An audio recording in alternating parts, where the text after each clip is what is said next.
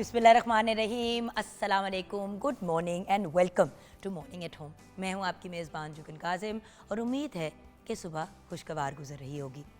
Viewers, आज मैंने आपसे बात करनी है देसी इलाज की। नो डाउट देसी इलाज को पहले देसी टोटके कहा जाता था कि दादों के टोटके, नानों के टोटके, मतलब अम्मी जान के बचपन में जो टोटके इस्तेमाल किए जाते थे, फिर हम भी उन्हीं टोटकों को यूज़ करते आए। अब बात यह है कि घर के अंदर जो चीज़ें की जा सकती हैं, आपको पता है मैं उनकी बहुत बड़ी खुद भी फ़ैन हूँ और मैं अक्सर ये बात करती हूँ कि जी घर से रिलेटेड अगर आप घर में ही देसी अंदाज में इलाज कर लें तो बेस्ट है, लेकिन मेडिकल एडवाइस भी बहुत ज़रूरी होती है। घर की हिम्मत तो ज़रूरी है सो है, लेकिन मेडिकल एडवाइस उसके साथ बहुत लाजमी है। ये मैं बात इसलिए पहले ही कह रही हूँ कि अक्सर ऐसा होता है कि जब हम इस तरह की बात करते हैं तो लोग कहते हैं हाँ ये तो बड़ा ब्रिलियंट आइडिया है, हमारा जो मेडिकल इलाज चल रहा है वो हम साइड पे कर दें। ऐसा हमने कभी भी व्यूअर्स कुछ नहीं करना। अगर आपका किसी भी चीज़ का मेडिकल इलाज चल रहा है, जैसे कि डायबिटीज़ का या हाई ब्लड प्रेशर, हाइपरटेंसिव है, आपको मेडिसिन मिल रही है, गुर्दे का कोई प्रॉब्लम है, फेफड़ों का कोई प्रॉब्लम है, जो भी है उसका जो भी मेडिकल इलाज चल रहा है, एलोपैथिक इलाज चल रहा है, वो आपने हमारी किसी भी टिप और किसी भी एडवाइस के ऊपर छोड़ना नहीं है। क्योंकि आप उसके साथ घरेलू टोटके या घरेलू इलाज को कंबाइन ज़रूर कर सकते हैं, लेकिन जब आप घरेलू इलाज को तरजीह दे के जो मेडिसिन डॉक्टर ने दी है वो छोड़ देते हैं तो कभी कभी बहुत बड़े मसाइल भी हो जाते हैं। जैसे कि हमारे इसी तरह जानने वालों को किसी ने कहा कि जी आप ये 15 साल पुरानी बात है, उस वक्त बड़ी ये बात पॉपुलर हुई थी कि अजवा खजूर की जो गुठली है उसको आप ग्राइंड करके उसका पाउडर बना लें और उस पाउडर को इस्तेमाल करना शुरू करें तो आपका ब्लड प्रेशर, आपका जो डायबिटीज़ है वो बहुत कंट्रोल में आ जाएगी, बल्कि आपकी डायबिटीज़ ही ख़त्म हो जाएगी।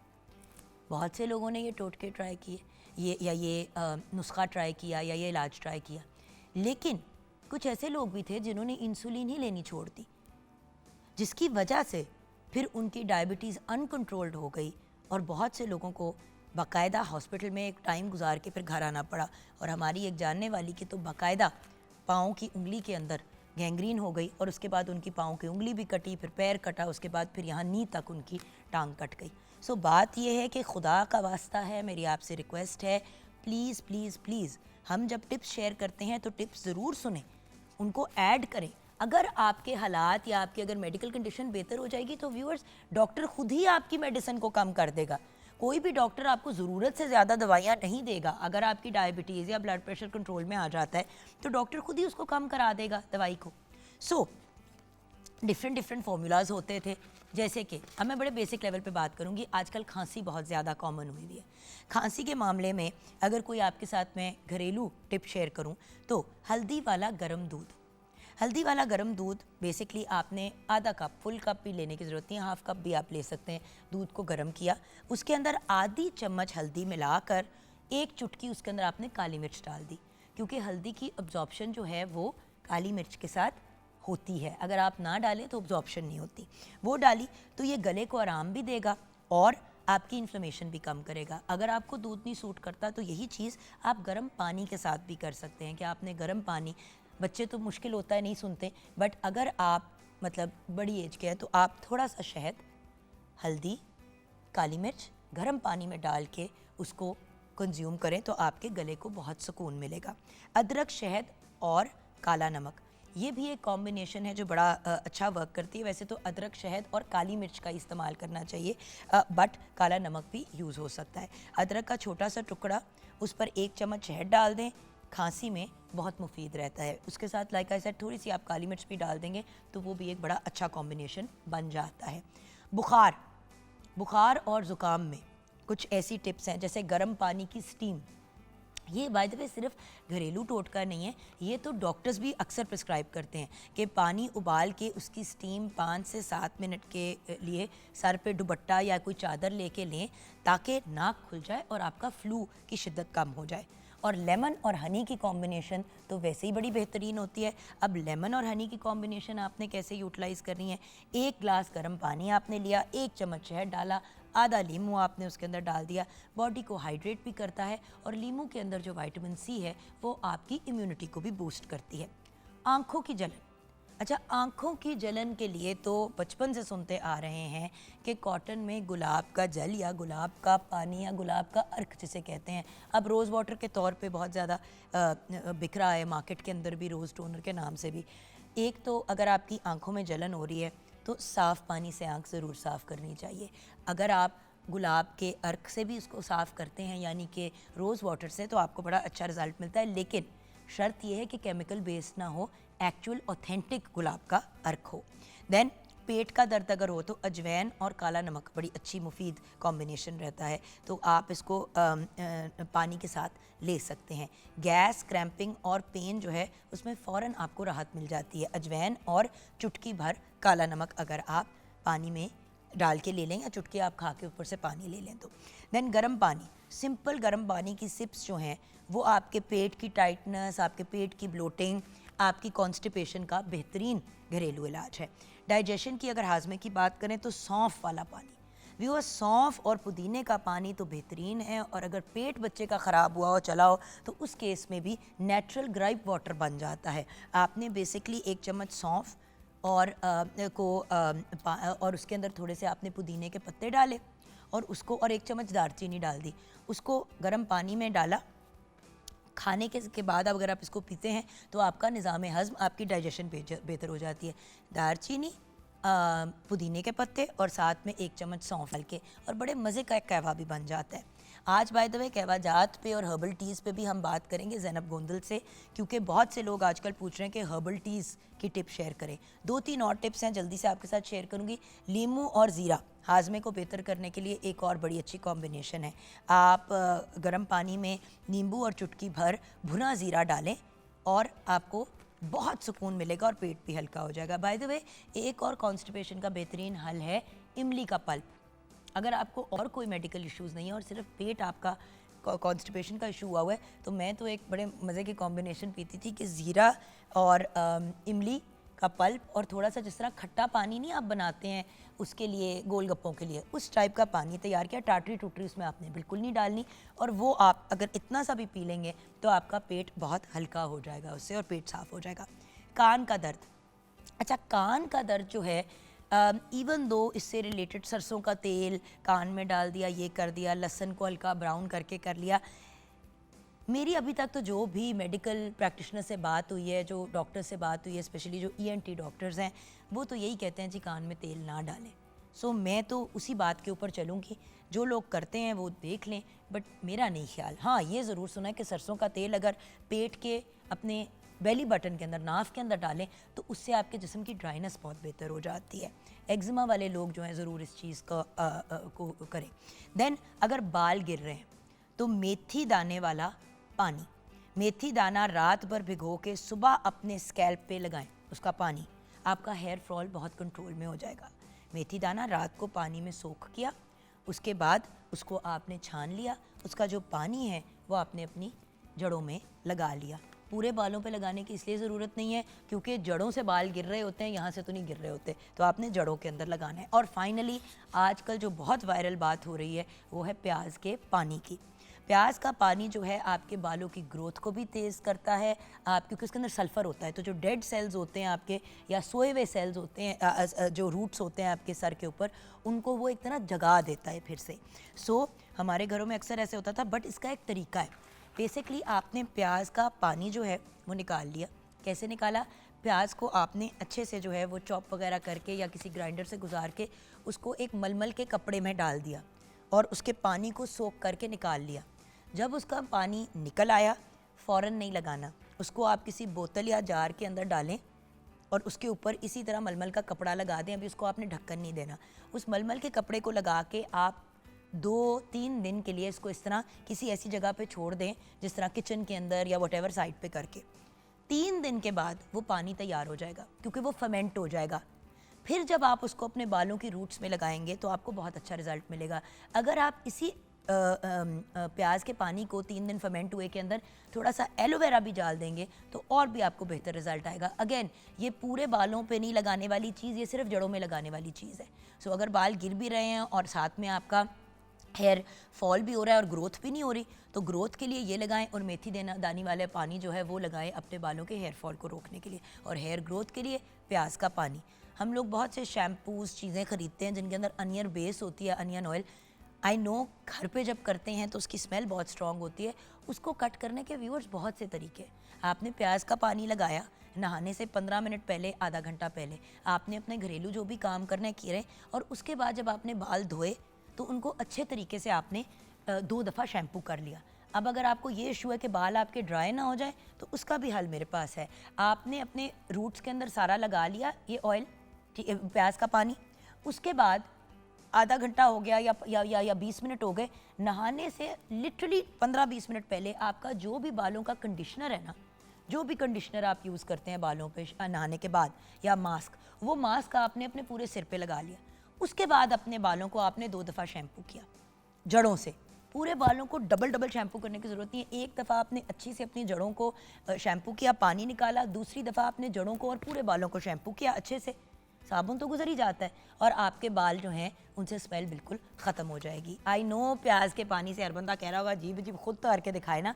आई अंडरस्टैंड कि ये जो टिप्स होती हैं वो कभी कभी इंसान के लिए ज़रा वो हो जाती हैं कि यार कौन करे, बदबू आएगी, बट ट्राई कीजिएगा। आई प्रॉमिस यू आप दुआएं देंगे। जी, शेफ आमना इलियास हमारे साथ हैं। अस्सलाम वालेकुम। वालेकुम अस्सलाम। इतनी कैसी काम की टिप्स आप दे रही हैं, बिल्कुल ठीक। और वो मैं खुद कितनी सारी तो फॉलो कर चुकी हूँ और कुछ मैंने नोट कर लिए कि ये आप करनी देखो है। ना, मैं प्याज के पानी का पढ़ रही थी, जी। हर बंदे ने शैम्पू निकाल लिया है, ऑयल निकाल लिया। मेरे अपने ऑर्गेनिक प्रोडक्ट्स में ये ऑप्शन है, जी। लेकिन सबसे बड़ा प्रॉब्लम पता है क्या आ रहा है? सबसे बड़ा कि हम ये नहीं रियलाइज करते कि एक्चुअली तो प्याज के अंदर वो सल्फर है ना जो यूज़फुल है, बाकी सारी चीज़ें तो फनकारियाँ हैं। बिल्कुल ऐसी स्मेल से बचने के लिए आप अपने आप को 100% रिजल्ट नहीं दे रहे। नहीं देते। हफ्ता व्यूअर्स मैं आपको चैलेंज करती हूँ, ये प्याज के पानी वाला मामला ट्राई करें। आपकी हेयर ग्रोथ डबल ना हो गई ना, तो मेरा नाम जुगन्नी है, जेन्युइनली। क्योंकि सल्फर जो है वो आपकी जो रूट्स है ना, नेचुरल सल्फर, असल सल्फर लगा देंगे तो सारा सड़ जाएगा। जब आप वो लगाते हैं और एलोवेरा के साथ कंबाइन करते हैं, अगर आपकी सेंसिटिव स्किन है तो एलोवेरा भी हेल्प करता है, वो भी हेल्प करता है नेचुरल तरीके से। मरे हुई जो आपकी या सोई हुई जड़ें होती हैं ना, देखिए जो जड़ मर गई वो तो मर गई, लेकिन जो सोई हुई है, जो डॉर्मेंट हुई हुई है, वो जाग जाती है। सो आपकी ग्रोथ ऑलमोस्ट डबल हो जाती है। और ये जो आपने फर्मेंट करके बताया ना, ये भी कम ही लोगों को पता होता है। अदरवाइज निकाल के वो डायरेक्ट उसी वक्त लगा देते हैं। हाँ जी, उसका भी कोई ऐसा और बेनिफिट 3 नहीं दिन है। फर्मेंट स्मेल करके ज्यादा आती है। लगाएंगे तो वो रिजल्ट आपको बेहतर देगा। बिल्कुल, ये बिल्कुल एक अच्छी आपने चीज़ बताई। But if you क्योंकि try ज़्यादा it, let authentic me हमें know. पता ही नहीं होता, सिर्फ वो सुना और प्याज पकड़ के वो करके, और वो मुझे लगता है जो एक बार करता है वो शायद दोबारा करता भी नहीं है।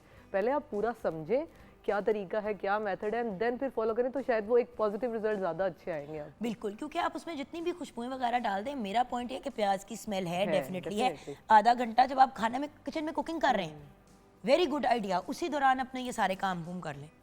और अगर आपको बॉदर करती है, शावर कैप सर पे पहन लीजिए। एनीवे, आपके पास मैं आऊँगी थोड़ी देर बाद। Thank you so much for your edition. अभी आपसे भी टिप्स भी लेनी है और साथ में किचन में खाना भी बनाना है आपके साथ। आज बड़े मज़े की डिश बन रही है किचन में, वेरी लाहौरी। लेकिन और कराची में भी हम पिछले दिनों थी तो वहाँ पे भी ये वाली चीज़ जो है लाहौरी नाश्ते के नाम से बड़ी फेमस थी, तो हम इस पर भी बात करेंगे। लेकिन आज हमने ट्रिब्यूट पेश करना है एक बहुत ही प्यारी पर्सनैलिटी को। 4 मार्च 1932 में अमृतसर में पैदा होने वाले सलीम रज़ा साहब की हम बात कर रहे हैं। सलीम रज़ा साहब एक बेहतरीन फिल्म प्लेबैक सिंगर थे। आपका असल नाम नोएल दयास था। क़याम पाकिस्तान के बाद आप पाकिस्तान आ गए और आपने अपना नाम सलीम रज़ा रखा। अपनी सिंगिंग करियर का आगाज़ रेडियो पाकिस्तान से किया। आपने अपने फ़िल्म करियर का आगाज़ फ़िल्म नौकर से किया। अपने फेमस सॉन्ग्स की, उनके फेमस सॉन्ग्स की बात करें तो ए दिल किसी की याद में, कहीं और एक दिन कहीं दो दिल जो मिल जाते हैं। तो ये इस तरह के बहुत से बेशुमार गाने हैं। ऑब्वियसली आपका इंतकाल उस स्टेज पे हुआ जब मैं तो बहुत ही छोटी थी, 25 नवंबर 1983। सो एक्चुअली आपके म्यूज़िक को डायरेक्टली इंजॉय करने का मौका तो नहीं मिला, बट ब्रिलियंट पर्सनैलिटी। अल्लाह पाक आपके दर्जात बुलंद फरमाए, आमीन। तो इस दुआ के साथ हम आज सलीम रज़ा साहब को याद कर रहे हैं। व्यूअर्स, आज हम अगर घरेलू टोटकों की बात कर रहे थे, घरेलू टिप्स की बात कर रहे थे, तो देखिए घर में जो सबसे इम्पॉर्टेंट लोग होते हैं वो बुज़ुर्ग होते हैं या घर के बच्चे होते हैं। दोनों ही बहुत ज़्यादा केयर रिक्वायर करते हैं। लेकिन बच्चों की जब हम बात करते हैं तो बच्चों की केयर बड़ी इंपॉर्टेंट है। छोटी सी ब्रेक के बाद वापस आएंगे, आप हमारे साथ रहिएगा।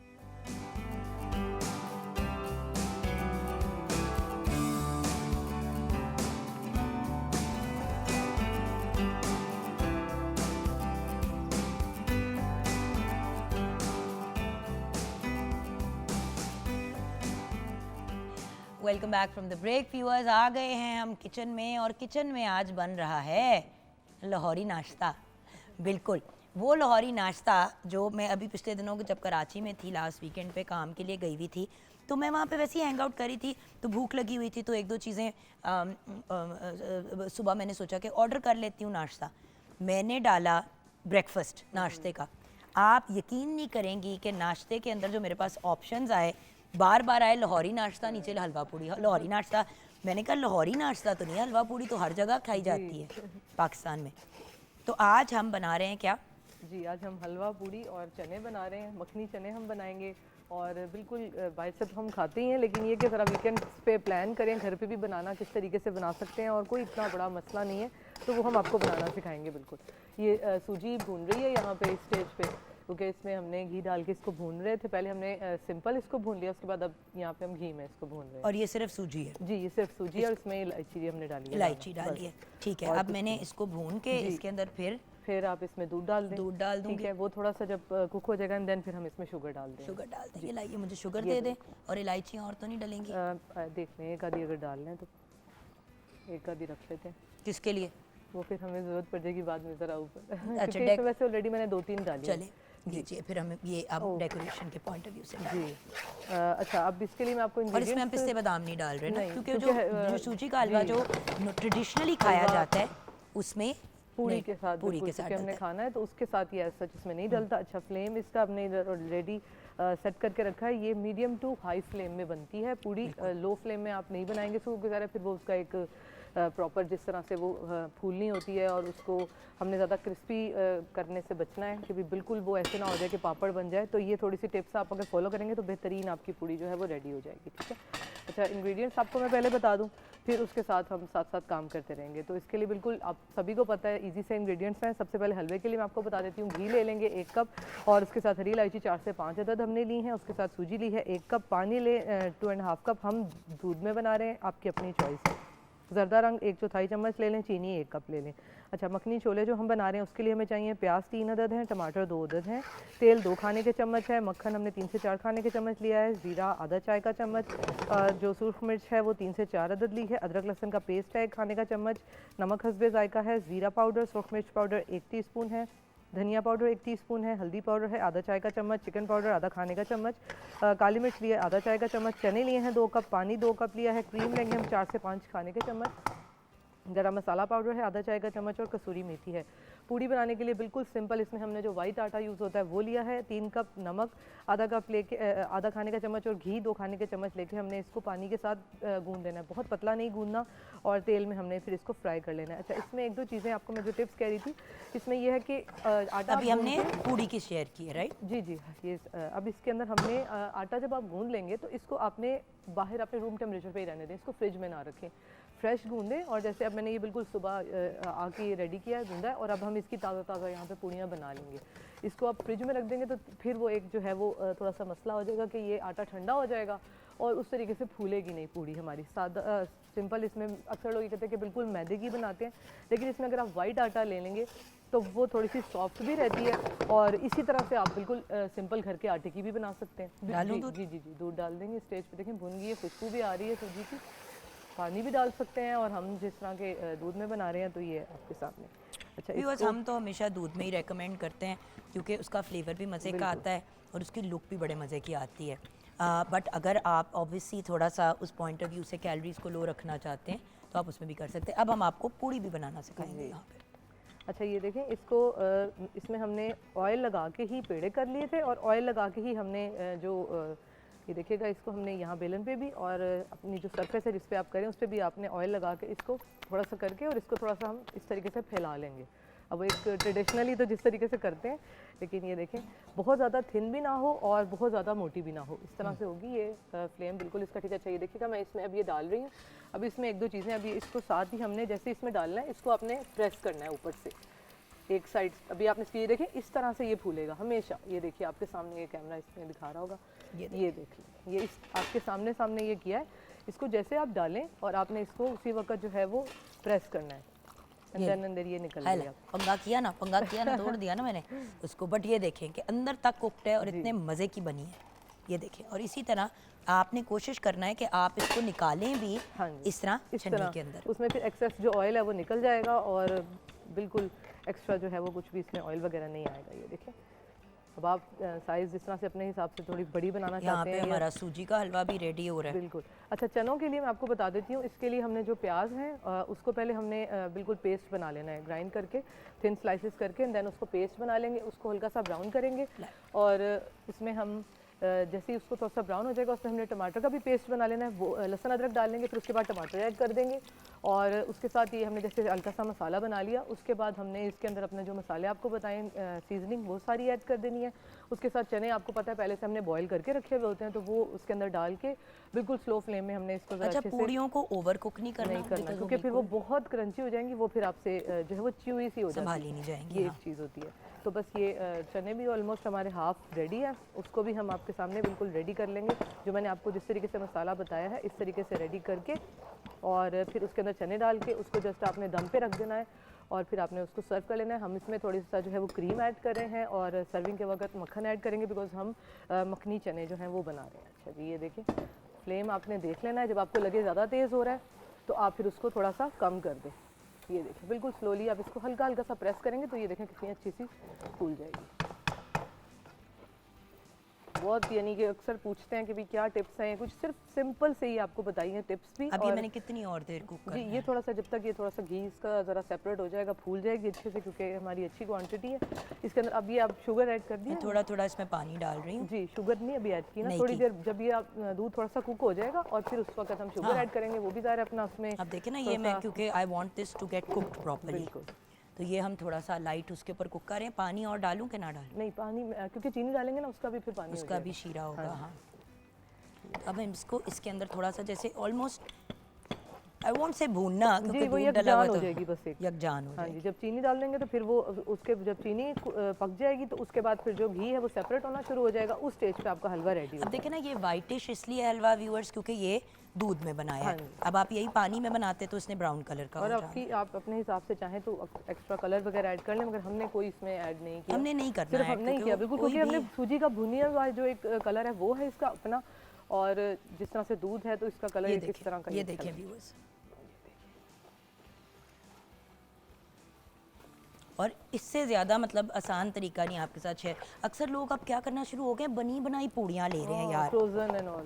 मुझे इतनी हैरत होती है कि यार बनी बनाई कौन पूड़ी लेते हैं। बिल्कुल। और वो बनी बनाई पूड़ियाँ जब आप फ्राई करते हो तो ना तो वो फूलती हैं ना उसकी वो वाली लुक आती है। और देखें इतना आसान, आपको ये इस तरह की जब हम रेसिपी शेयर करते हैं तो बताने का मकसद ये होता है कि इतना ईजी है इनको बनाना, कोई भी ऐसी मुश्किल इसमें चीज़ नहीं है। जब तक हमने ट्राई नहीं की होती ना हमें लगता है कि नहीं बनेगी नहीं, बहुत मुश्किल है, मगर ऐसा नहीं है, बिल्कुल ईजी है। मुझे लगता है कि हमें जी, अब आप शुगर ऐड कर देंगे, सारी या थोड़ी सारी डाल देंगे, क्योंकि इतनी ही सूजी है इतना। मैं जी थोड़ा उसका हाथ हौला रख रही हूँ, ज़रूरत हुई तो वो तब भी डाल सकते हैं। अगर आपको लगे थोड़ा सा ऐसे ऑयल सिर्फ इसमें लगा के, कोई खुशका वगैरह लगाने की ज़रूरत नहीं है, क्योंकि फिर उससे भी अगेन यही है कि फिर ये फूलेगी नहीं। इससे ज़्यादा इजी मेथड और इसके जो है वो ना कोई ऐसे इंग्रेडिएंट्स हैं, आप अभी चाहें तो बना सकते हैं, हर चीज़ घर में पड़ी होती है, सिर्फ हमें एक बस वो बाज़ार से मंगवा लिया कर लिया, वो भी ठीक है, लेकिन ये कि ट्राई करनी चाहिए इस तरह की रेसिपीज़ जो फिर। अच्छा, अब अगली रेसिपी की तरफ प्लीज़ आ जाएं, ताकि मैं आपने शेयर कर ली है सारी? जी जी सारी कर ली हैं। तो ये बता दीजिए कि चने हम कैसे तैयार करेंगे? जी, चने हमने बिल्कुल मैंने आपको बताया कि हमने जो प्याज है उसको हमने भून लिया और उसके साथ हमने फिर जो टमाटर है उसको भी हमने ग्राइंड करके रख लेना है, पेस्ट बना लेना है, क्योंकि ज़रा चनों के अंदर हमें वो अलग से जो है वो नहीं पसंद। इसके बाद मैं ये उतार के तो फिर चने रख देती ताकि वो भी हम एक फाइनल लुक दिखा दें उसकी। इस स्टेज तक हमने जो रेडी किए हैं उसके अंदर हमने जब अच्छे से भून गए हैं तो उसके बाद प्याज और टमाटर जस्ट इतने हैं, उसके बाद हमने उसके अंदर मसाले ऐड कर दिए जो आपको मैंने बताए हैं, वो हमने ऐड कर दिए। जब वो थोड़ा सा खुश्क हो गया उसका पानी, उसमें अब दो चीज़ें आ जाती हैं इसमें, एक ये है कि अगर आप थोड़ी सी जो लाल मसूर की दाल होती है, क्योंकि अक्सर ये होता है के चने जो है हमारे बिल्कुल अलग अलग एक एक हो रहा होता है, ग्रेवी अच्छी नहीं बनी होती। तो इसमें एक टिप ये है कि आप जो है लाल मसूर की दाल उसमें ऐड कर दें, आधा कप डालने हो, 1/4 कप डाल दें, ये एक आपके पास ऑप्शन आ जाती है। ठीक है, ये मैं रिमूव करके चने में फिर रख लेती हूँ। ये हम यहाँ रख देते हैं उधर, बिल्कुल सही।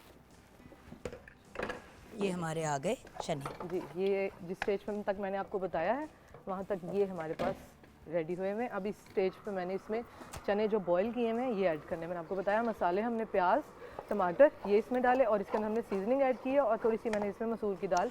वो एक्चुअली चीज़ है जो आपको ग्रेवी देती है। लोग क्या करते हैं, चनों का कीमा निकालना शुरू कर देते हैं। एक्चुअली चने अपनी फॉर्म में होते हैं, it's the dal that is the, वो उसकी जो एक ग्रेवी सी जिसको हम कहते हैं ना कि यार जब हम पूड़ी के साथ लगाएं तो एक अच्छा लगे, मज़ा आए, तो उसके लिए ये एक चीज़ होती है। क्योंकि ये छोटी छोटी टिप्स हैं जो आप लोगों को नहीं पता होती हैं, तो इसलिए हम यहाँ पे आपके सामने ब्रीफ करते हैं, इस तरह की चीज़ें बना के आपको दिखाते हैं। ये देखें, अब इस टाइम इसमें आपको जब ये पक जाएंगे पता भी नहीं लगेगा कि इसमें दाल ऐड हुई हुई है या नहीं हुई हुई। तो ये भी अगेन आपके पास ऑप्शन है। काफ़ी तरह के बनते हैं। कुछ लोग जो है वो तरकारी बनाते हैं, सिर्फ आलू की तरकारी बनाते हैं, उसमें भी सेम यही स्टेप्स हैं। प्याज और टमाटर के साथ आप ग्रेवी रेडी कर लें और उसके बाद फिर आप उसके अंदर आलू अलग से बॉईल कर लें, वो एक बेहतर ऑप्शन है। क्योंकि टमाटर डले हो तो फिर थोड़ा मुश्किल हो जाते हैं आलू गलना। बॉईल करके आप उसके अंदर डाल दें और वो आलू की तरकारी रेडी हो जाएगी। अच्छा, इसमें बहुत ज़्यादा ऑयल भी नहीं डलता जो ये वाले चने होते हैं। ये क्योंकि सारे हमने पूड़ी के साथ खाने ऑलरेडी, वो एक ऑयली और फ्राई हुई हुई है, तो इसमें एक बस हम मिनिमल क्वांटिटी ही ऑयल की ऐड करते हैं। और हमारा हलवा भी ऑलमोस्ट कंप्लीट है। मैंने चीनी उसमें बाकी की भी डाल दी बिकॉज वो बिल्कुल करेक्ट उसकी क्वांटिटी थी। बट मैंने कहा कि 1 सेकंड वेट कर लेते हैं, क्योंकि ज़्यादा हो जाएगा तो फिर मुश्किल हो जाएगा, टू मच हो जाता है। चख के आप कर लें। देखिए अब ये दूध की वजह से आप देखें वो कितना स्मूथ जो है वो बनता है हलवा, और साथ खाने में भी मज़ा आता है। चलें, यहाँ पे हम ब्रेक की तरफ जाएंगे क्योंकि हमें अभी ज़ैनब गोंदल ने ब्रेक के बाद ज्वाइन करना है। और हम जो घरेलू इलाज और घरेलू टिप्स की बात कर रहे थे, तो कहवा जात का भी बहुत बड़ा रोल होता है। सो जो कहवे वगैरह होते हैं उनका क्या सीन होता है और किस तरह से विंटर में कौन कौन से कहवे यूज़ करें, इस पर डिस्कशन करेंगे हम ब्रेक के बाद।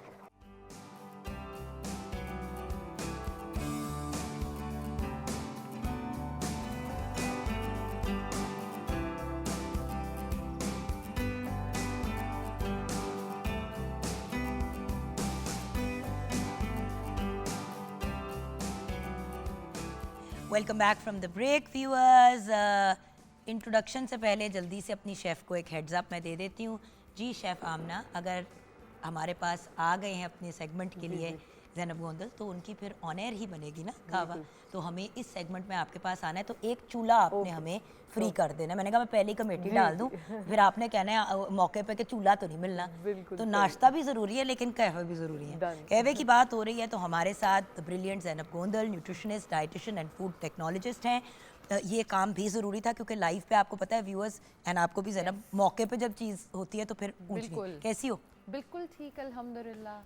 अच्छा ज़ैनू, आज हम बात कर रहे हैं हर्बल टीज़ की। हमने प्रोग्राम का आगाज़ किया इस बात से कि घरेलू, मैं टोटके नहीं वर्ड यूज़ करती क्योंकि टोटके आजकल बड़ी नेगेटिवली यूज़ किया जाता है।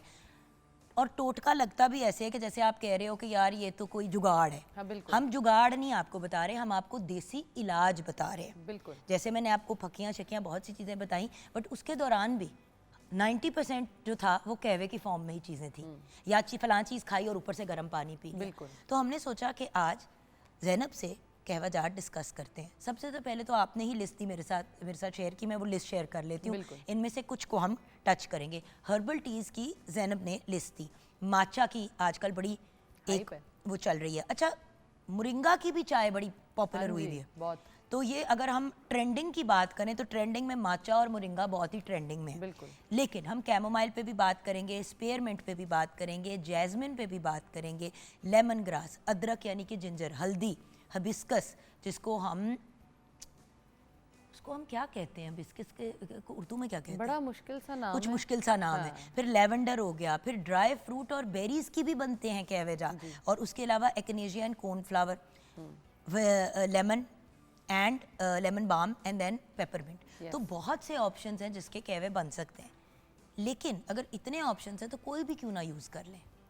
अच्छा, इसमें अब टोटली डिपेंड करता है कि आपकी ज़रूरत क्या है, प्रॉब्लम क्या है, आपने उस किस चीज़ को एड्रेस करने के लिए किस चीज़ को इस्तेमाल करना है। अब ये तो नहीं हो सकता कि आपकी सर दर्द हो रही है और आप जो है वो अपने आप को ज़्यादा एक्टिव रखने वाली जो वो कोई भी हम टी डिस्कस करें, आप वो पीना शुरू कर दो। आप रात को सोने के लिए लेट रहे हो और आप वो टी ले लो जो आपको अलार्मिंग कर देती है और आपको एक बड़ा एक्टिव और बेसिकली जो फोकस कर देती आपको है। जगाती है या जो हाँ। एनर्जी बूस्टर है। और ये बड़ी एक इम्पॉर्टेंट चीज़ है। बिल्कुल। बहुत से लोग जो हैं वो डिटॉक्स टी इस्तेमाल करना शुरू हो जाते हैं और उस डिटॉक्स टी को ऐसे टाइमिंग्स पे लेते हैं जो उनको सूट नहीं करते हैं। जो अगर आप पूरी दुनिया में कॉफ़ी किस टाइम पी जाती है? सुबह, पाकिस्तान में किस टाइम पीते हैं? रात को। तो रात सारी फिर हम जागते हैं, कॉफ़ी और कहते हैं कि जी नहीं नहीं मुझे कॉफ़ी से फ़र्क नहीं पड़ता। हाँ। आप ये नहीं रियलाइज़ करते हैं व्यूअर्स, उसके अंदर कैफीन है। यस, वो आपको जगाएगी जगाएगी।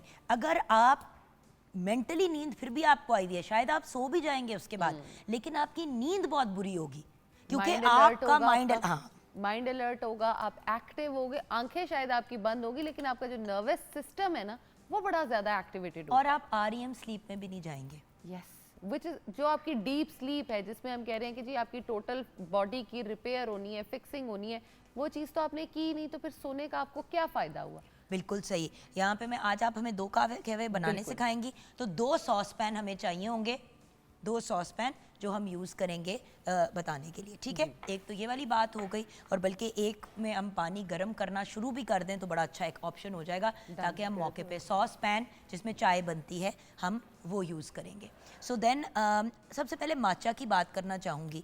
माचा बड़ा ट्रेंडिंग में। माचा ने, मैं कहूँगी कि जब से आया एक धूम सी मचाई हुई है और लोगों को इसका बड़ी समझाने वाली बात है कि माचा है क्या।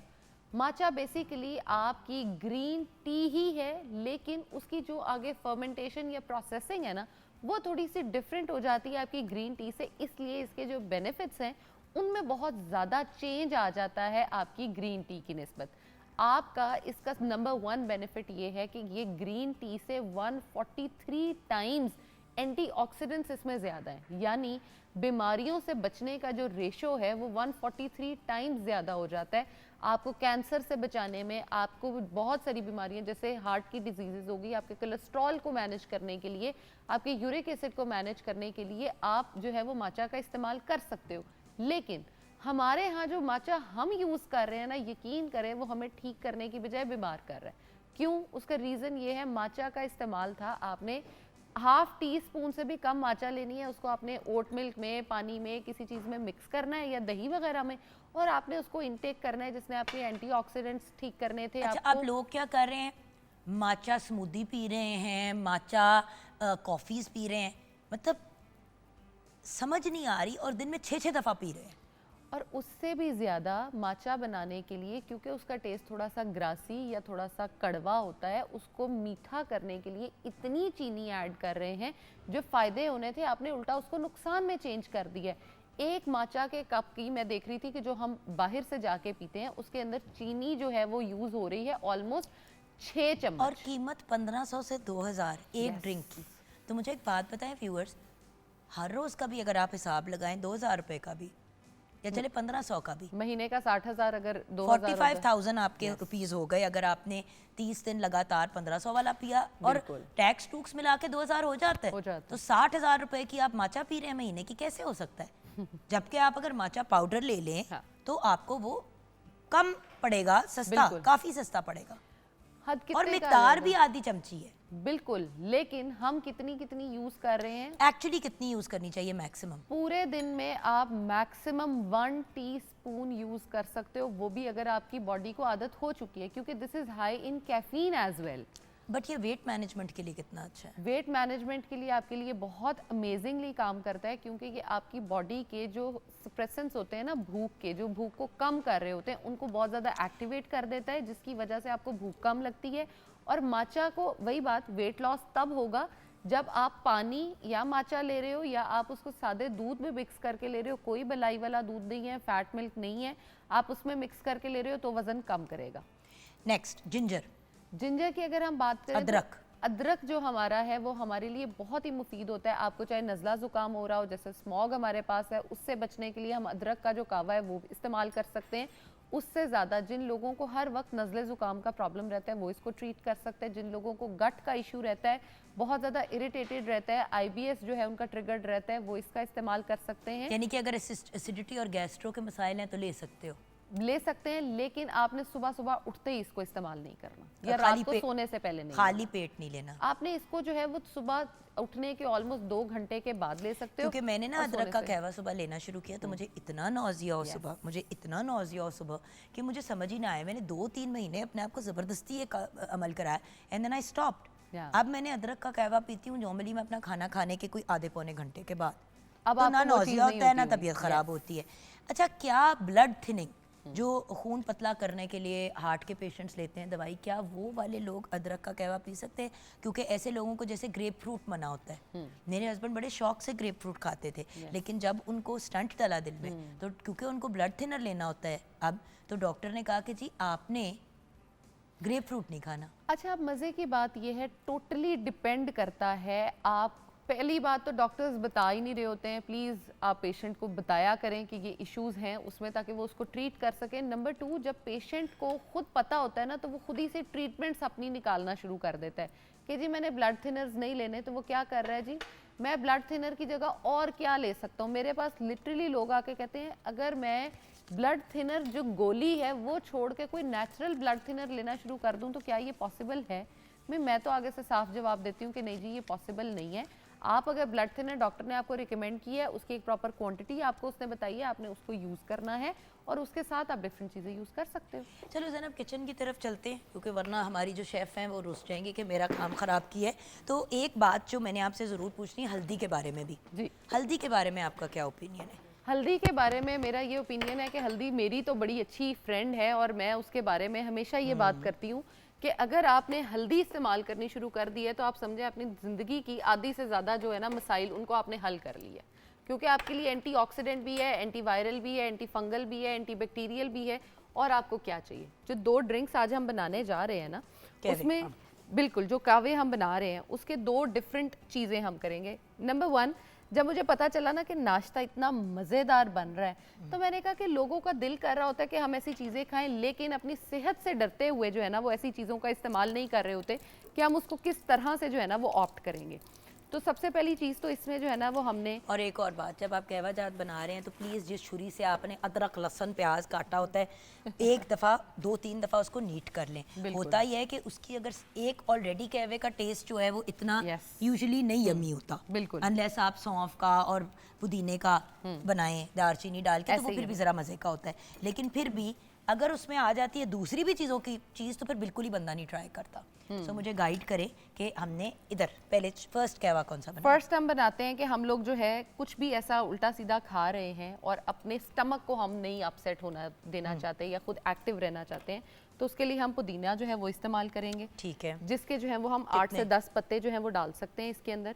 ठीक और है। पुदीने के साथ हमने इसमें जो है वो 1 पिंच जीरे की ले लेनी है।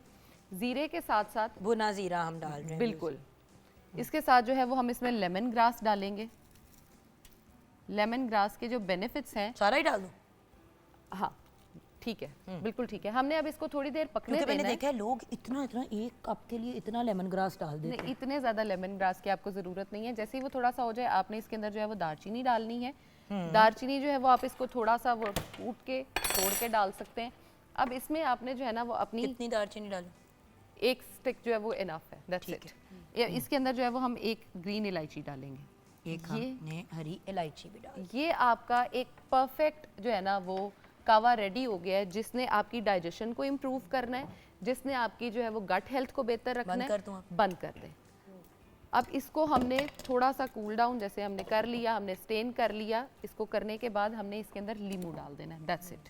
ये आपका एक परफेक्ट जो है ना वो डन है चीज़। आप इसको डेली भी इस्तेमाल कर सकते हो, आपका वजन कम कराएगा, आपकी बॉडी को हेल्दी रखेगा। ठीक है, नंबर 2 जो है वो हम एंटी इन्फ्लेमेटरी ड्रिंक बना रहे हैं, जिसके अंदर बहुत जिसके जिस्म जरूरी है। में सोजिश बहुत है, जो हमेशा कंप्लेन करते हैं, हाई वाटर रिटेंशन नहीं खत्म होती, वो Yes. पाँव उठते हैं सुबह तो बहुत सूजे होते हैं। बहुत से घरों में माओं को ये इशू है, मर्द बिल्कुल। हजरात भी बड़े तंग होते हैं। बिल्कुल, जिनके छोटे छोटे जॉइंट्स में तो दर्द ये होती तो है। आपका हाजमा एंड अपने वेट को मेंटेन करने का कहवा हो गया। बिल्कुल। अब दूसरा कहवा जो हम बता रहे हैं वो आपके जिस्म से सोजिश निकालने के लिए है। सोजिश निकालने के लिए सबसे बेहतरीन चीज़ हमारे पास जो है वो हल्दी है।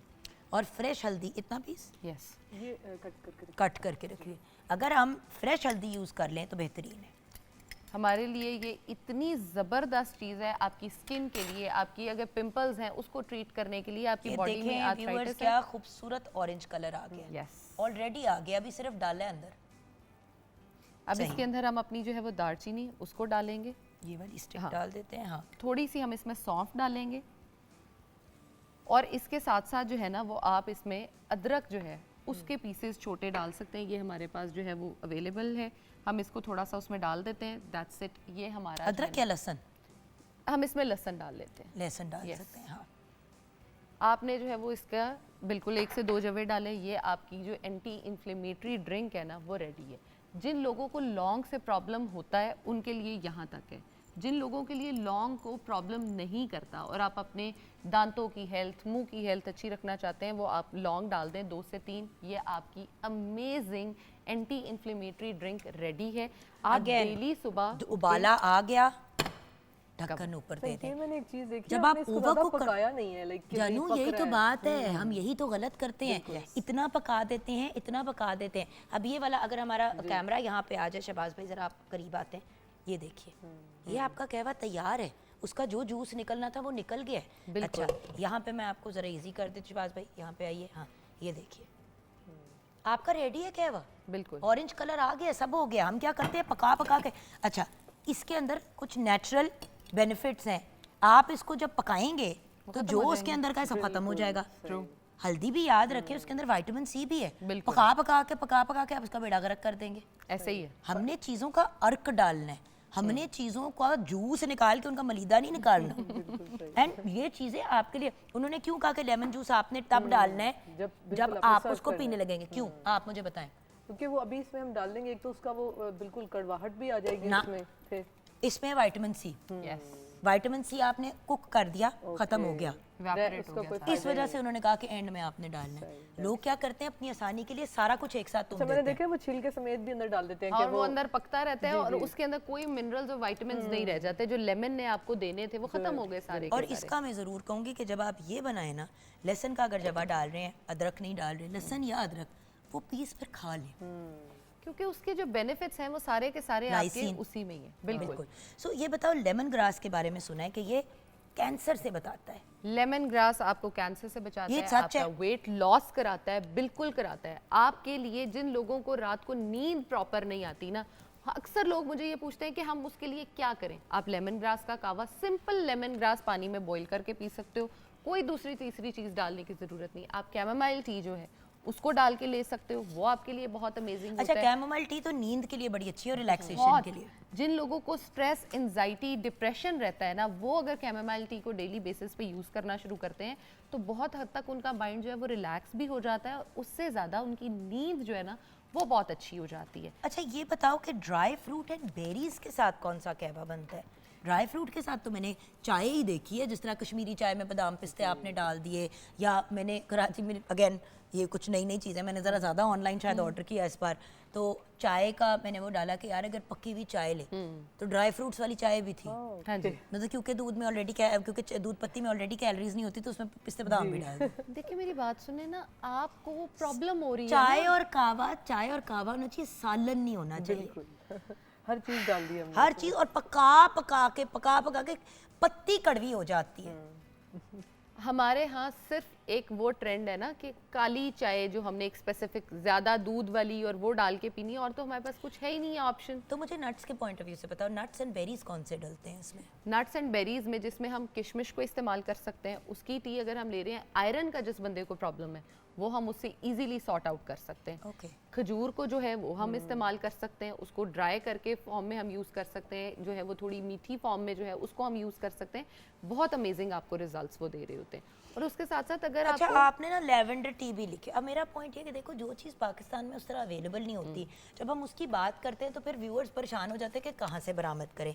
जैस्मिन जैसे कि अवेलेबल है, लेकिन कैमोमाइल इतना इजीली अवेलेबल नहीं है। आप कैमोमाइल के टी बैग लेने के लिए जाते हो तो आपको एक वो डब्बा जो है वो 2200, 1500, 2500, 3000 का मिलता है। जुगन और आपी, मैं ये 10 चीज़ें इसलिए लोगों को बताना चाहती हूँ कि उनको पता हो। लेकिन हिबिस्कस अवेलेबल है पाकिस्तान में। हिबिस्कस तो हर दूसरे तीसरे घर में लगा हुआ होता है। लाल रंग का जो फूल होता है ना, उसको इस हम तरह करके हिबिस्कस होता है कहते वो। हैं। Yes. भाई अगर हमारी टीम कोई फोटो जल्दी से निकाल के दे सकती है तो बहुत अच्छा हो जाएगा हिबिस्कस की, कि हिबिस्कस जो है वो उसकी शक्ल क्या होती है, क्योंकि बहुत से लोगों को उसका उर्दू अंग्रेजी का नाम नहीं आता, कंफ्यूज हो जाता है। ये फूल आपको पूरे पाकिस्तान में अवेलेबल मिलता है। बवल बिल्कुल बिल्कुल आम, बिल्कुल। आम और मिल- पता ही नहीं होता कि इसके इतने फायदे हैं, हम उसको ऐसे ही आपके समझते हैं। बालों को कितना अच्छा करता है। नेचुरल डाई जब आप बना रहे होते हो ना घर पे, आप उसके अंदर अगर उसको बॉईल कर लेते हो तो वो एक इतना जबरदस्त शेड आपके बालों को देता है। आपके बालों को शाइन देने के लिए बहुत ज्यादा लेवेंडर को जो है वो हम इसको यूज कर सकते हैं, हिबिस्कस को।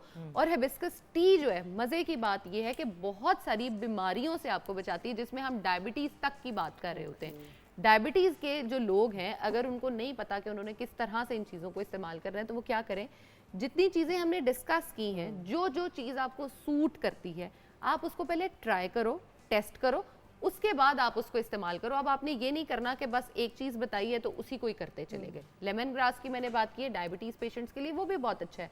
मैंने कैमोमाइल की बात की है, वो भी बहुत अच्छा है। लेवेंडर की मुश्किल से लोगों को हमने जो है ना अभी तक इसके सिर्फ एसेंशियल पे लेके आए हैं। स्पेयरमिंट और पेपरमिंट में क्या फ़र्क है? मुझे यही कंफ्यूजन रहती है। स्पेयरमिंट और पेपरमिंट में जो है ना आम बंदे के लिए कोई खास फर्क नहीं है, लेकिन जब उसके बेनिफिट्स की हम बात करते हैं वहां पे जमीन आसमान का फर्क तो आ ये जाता है। पेपरमिंट है क्या या ये मिंट है? ये मिंट है। तो पेपरमिंट और स्पेयरमिंट इनके आप ये समझे कि ये जो लाइनिंग है ना, जो इनके वो आते हैं, उसमें थोड़ा थोड़ा डिफरेंस आते हैं। इसकी जैसे पत्ते की शेप ये है, स्टाइल ये है, तो दूसरे का बिल्कुल डिफरेंट होगा। और इनके जो बेनिफिट्स आते हैं वो बिल्कुल डिफरेंट हो जाते हैं। जैसे धनिया पुदीने में हम कह रहे हैं ना कि अच्छा, मेरे पास हिबिस्कस फ्लावर की तस्वीर आ गया था। थैंक यू अहमद हाशमी, आपने निकाल दी। ये देखें व्यूअर्स, हाँ, ये फूल जो देख रहे हैं ना आप कॉर्नर में, ये है हिबिस्कस। सामने उसके ड्राई हिबिस्कस के पत्ते पड़े हुए हैं और पीछे कहवा पड़ा हुआ है। हिबिस्कस टी इतनी पॉपुलर हुई हुई है पूरी दुनिया के अंदर इस वक्त, बिल्कुल। और हमारे मुल्क में रुल रहे हैं ये फूल। ऐसे ही है, हर दूसरे घर में ये लगा हुआ है। आप उसको घर पे खुद बना सकते कैसे? हो। करना आपने क्या है, फूल अगर आपको मिल जाते हैं आप फूल ले आओ, उसकी जो सिंपल जो पत्तियां हैं जो लाल वाली हैं वो आप उतार लो। आपने घर पे ही उसको किसी ट्रे में डाला, ऊपर आपने जो है कोई भी कपड़ा दे दें, उसको ड्राई कर लें। अगर आप उसको गीले जैसे वो फूल एज इट इज़ होता है आप उसमें बनाना चाहते हो, आप वो भी बना सकते हो। लेकिन प्रॉब्लम यहाँ ये आता है कि बहुत सारे लोगों को ना उसकी ड्राई फॉर्म का कुक नहीं करना आ रहा होता। अगर आपके पास वो एज इट इज़ फूल है, आप जैसे ये बना रहे थे कावा, आपने वो फूल पूरा इसके अंदर डाल दिया और आपने उसको बॉईल नहीं करना, पानी पहले गर्म कर लें, उसमें डालें, उसको उतारें, एज इट इज़ आप उसको पी सकते हो, वो रेडी है। नंबर 2, आपने अगर उसको ड्राइड फॉर्म में रखा है, क्योंकि पूरा सीजन अक्सर लोगों को होता है कि अब कौन जाए कौन लाए कैसे करें, आपने उस ड्राइड पत्तों को सिंपल डालना है, थोड़ा सा बॉईल करना है, वो रेडी है आपके लिए। बिल्कुल सही। अल्टीमेटली वही वाली बात है व्यूअर्स, आप लोग जो मार्केट से जा जा के 8-8 हज़ार के 6-6 हज़ार रुपए के डब्बे उठा के लाते हैं, ये डिटॉक्स टी है, ये वो टी है, ये वो टी है। अव्वल तो व्यूअर्स इसके इंग्रेडिएंट्स इतने महंगे होते ही नहीं हैं। मुझे पता है हर बंदे ने दुकान लगाई हुई है, मैं भी अपनी एक ब्रांड लॉन्च करने जा रही हूँ, हम इस पर बात भी कर रहे थे, लेकिन प्राइसेस इतनी रीज़नेबल हों कि आपको थोड़ा सा प्रॉफिट हो, लेकिन अगले की कमर ना टूटे। हम तो खुद इन चीज़ों के बड़े प्रो हैं, लेकिन वही वाली बात ज़ैनब और मैंने जब ये बात भी की अपनी ब्रांड लॉन्च करने की, तो इसी पॉइंट ऑफ व्यू से हुई कि यार ये क्या नॉनसेंस है कि एक चीज़ जो परचून की दुकान से या पंसारी की दुकान से आप कंबाइन करके फॉर एग्जांपल 500 रुपये में यूटिलाइज कर सकते हैं, तो वो मार्केट में 8-8 हज़ार की क्यों बिक रही है, 6-6 हज़ार की? क्योंकि नॉलेज नहीं है। तो या तो हम जो टिप्स आपके साथ शेयर करते हैं, आप इलाज वगैरह वो आप खुद ट्राई कर लें घर पे खुद बना के, और अगर लेने भी हैं तो प्रॉपर रिसर्च करें कि रीज़नेबल अमाउंट में आपको कहाँ से मिलता है। ये बातें करने का ऑब्जेक्टिव ये नहीं होता कि आपका नुकसान करें व्यूअर्स, हमारा पॉइंट ये होता है कि आपका फ़ायदा हो, अगर हेल्थ में तो फाइनेंशियली भी आपको चुभे ना। Right, so thank you so much Zainab. और आप इधर ही हैं आमना जी, आप एक्साइटेड ना हो? वो भी ना ओके बाय कहने लगे, नहीं आप यहीं पर हैं। अभी हमने ब्रेक के बाद बात करनी है व्यूअर्स एक बड़े इंपॉर्टेंट टॉपिक पे। आज अवेयरनेस का दिन है वायलेंस अगेंस्ट वुमेन के बारे में। सो जो वायलेंस अगेंस्ट विमेन होती है, स्पेसिफिकली आज डिजिटल दौर के पॉइंट ऑफ व्यू से बात होगी। आप प्रोग्राम ज़रूर देखते रहिएगा।